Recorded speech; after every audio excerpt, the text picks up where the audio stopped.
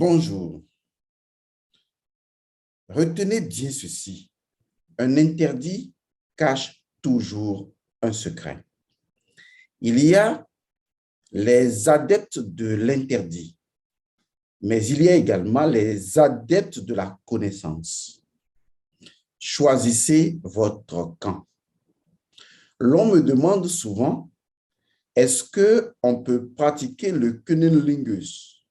Est-ce qu'un homme peut lécher sa bien-aimée? C'est-à-dire mettre tout simplement ses dents, sa langue, sa bouche à l'intérieur du vagin de la femme. C'est une question qui est très simple à répondre quand même. Beaucoup de personnes ne connaissent pas le principe premier du vagin. Aujourd'hui, le vagin est diabolisé et vu comme étant simplement un lieu malfaisant, dangereux. Et pourtant, tout le monde y va, à croire que les gens aiment quand même le danger quand c'est doux. Et pourtant, au même moment, on va vilipender ce danger. En fait, le secret est simple.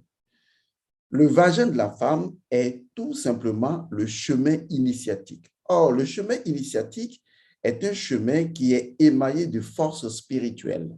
Et le vagin et l'utérus de la femme sont en fait une matrice qui héberge des forces de l'invisible. Et c'est ce qu'on appelle l'abîme, c'est ce qu'on appelle les eaux primordiales.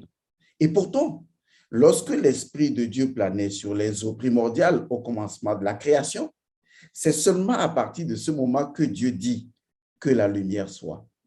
Cela veut dire qu'il n'y a absolument aucun conflit entre la langue et le vagin de la femme. Au contraire, c'est la langue et le pouvoir du Verbe qui permet d'ordonner les forces utérines et vaginales de la femme pour apporter la création. Alors, où se trouve le problème? Il est très simple à résoudre en ce sens que chaque individu doit d'abord procéder à la purification du vagin de la femme.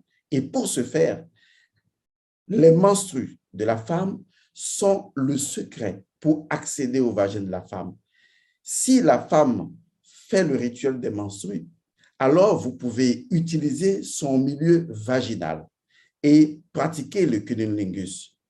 Mais vous pouvez également parler à l'intérieur du vagin et amener des forces à travailler pour le bien de votre couple. Et la lumière est.